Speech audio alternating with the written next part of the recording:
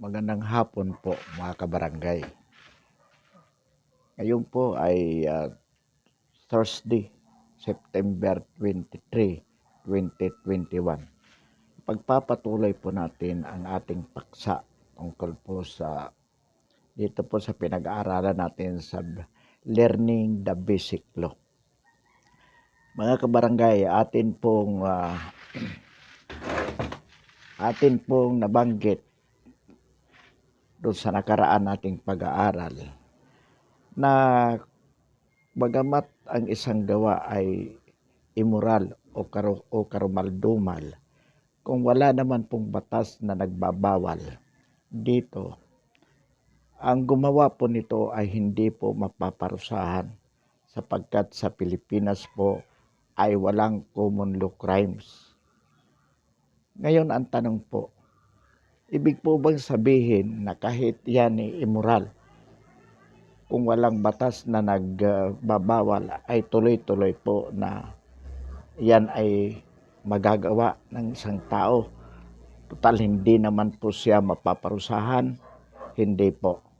Sapagkat ayon po sa Article 5 ng Revised Penal Code, kung sa tingin po ng korte, yung yung nagawa na yun ay isang immoral o karumaldumal, dapat po sumulat siya sa Pangulo. At una po, i-dismiss ang kaso para ma-acquit yung akusado. Pagkatapos susulat po siya sa Pangulo kung saan dapat niyang irekomenda na yung bagay na yon o yung ginawa na yon na immoral o karumaldumal ay dapat gawin na isang krimen.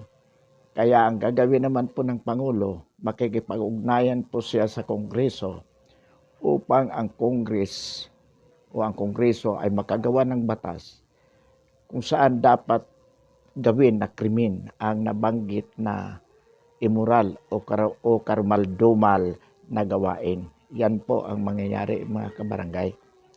Ngayon pag-usapan po natin yung teorya ng batas kriminal o yung sinasabing theory of criminal law. Meron po tayong dalawang teorya, mga kabarangay. Ano po yan? Yan po yung tinatawag na classical at positivist. Ano po ang sinasabi ng classical theory o teoryang klasiko ng criminal law? Ang sinasabi po dito, ang isang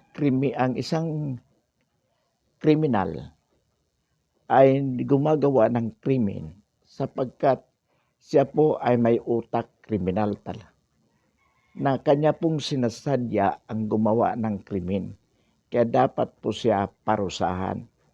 Kung gaano kabigat ang kanyang ginawang krimen, ganun din po dapat kabigat ang kanyang parusa. Ito po ay ayon sa biblical version na sinasabing tooth for a tooth, eye for an eye, o ngipin sa ngipin, mata sa mata. Nagkasala ka, pagbayaran mo ang kasalanan mo. Ito po ang pananaw ng classical theory. Ano naman po ang pananaw ng positivist theory?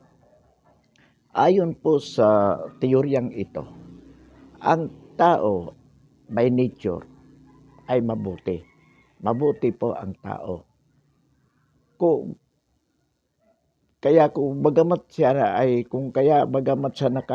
nakakagawa ng kasalanan, iyon ay sapagkat dulot ng pangangailangan o dahil marahil sa kanyang kapaligiran na nag-uudyok upang siya ay makagawa ng kasalanan. So, para sa mga positivist po, ang isang kriminal ay hindi po talaga sa kriminal, bagkus siya isang pasyente na dapat tulungan na makabangon sa kanyang pagkakasala. So, sa halip na parusahan po siya, dapat siya ay mareforma, marehabilitate. Kaya yung kulungan ay hindi para maging lugar ng kaparusahan, bagkus ito ay maging lugar kung saan dapat siya ay mareforma.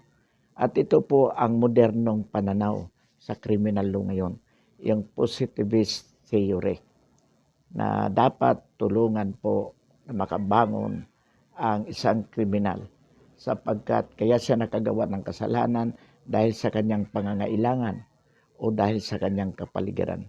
Halimbawa po, ang isang ama kaya napilitang magnakaw ng gatas para didi sa kanyang sanggol na nagugutom. O kaya naman po nakakapaggawa po ang isang tao ng kasalanan dahil sa kanyang kapaligiran. Na-impluwensyahan po siya at kahit anong pagbabago o anumang pag-ayaw ang gusto niya na makagawa siya ng krimen, hindi po siya makaayaw. Halimbawa po dyan, yung isang tao na dahil sa barkada ay naging masama. So ang ibig po sabihin dito, tulungan po natin bilang isang pasyente na kailangan gumaling. Kaya kailangan ang partisipasyon ng psychologist, ng psychiatrist, nang sa ganun magkaroon siya ng bagong pananaw. So, reformatory po ang tingin natin sa lugar na kung saan siya ay nakakulong. Nakakulong siya upang madaling mamonitor, madali siyang matulungan na mareforma, hindi para parusahan. Ang tanong, ito po yung modernong pananaw, and this is the modern trend, no? Ito po yung landas na tinatahak ng mga positivist at maganda po naman. At ang tanong po dito sa atin, ano po, alin ba ang teorya ang ating naiyakap dito? Well, sa ilalim po ng Revised Penal Code, na siya nating pangunahing batas kriminal, pareho po. Kumbaga, magkahalo. Halimbawa po sa classical theory, pagdating po sa mga heinous crime, classical theory yung ating inadapt dyan. Halimbawa, yung pagkabilanggo ng habang buhay, nung may parusang kamatayan, may parusang kamatayan. Pero pagdating naman po sa mga mabababang uri ng krimen, atin pong niyayakap ang positivist. Ito po yung correctional. Halimbawa po kapag ang krimen mo ang hatol ay 6 na taon pababa, we have adopted the positivist theory kung saan po ang tingin natin itong mga kriminal na ito na nakagawa ng kasalanan na ang parusa ay mababa sa 6 na taon o hindi lalampas sa 6 na taon, dapat po silang tulungan mareforma.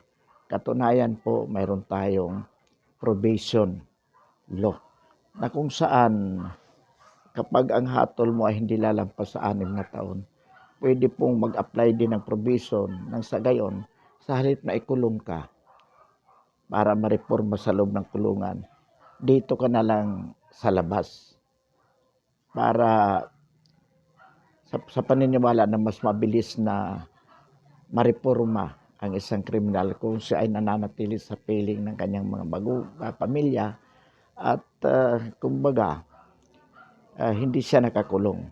Kaya nga lamang may mga kondisyon po dyan. Halimbawa, buwan-buwan siya po ay mag-report sa probation officer na nakatalaga sa kanilang lugar o sa kanilang distrito. At may mga kondisyon na hindi po dapat siya pumunta sa mga sugalan, sa mga bahay aliwan, at dapat hindi siya makagawa ng ibang krimen habang pinagsisilbihan na ang kanyang kaparusahan sa labas ng kulungan sa pamamagitan ng probation.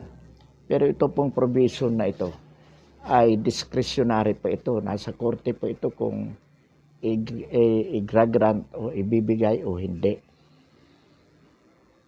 Korte po ang magpapasya dyan. Iba pang kondisyon tungkol dyan.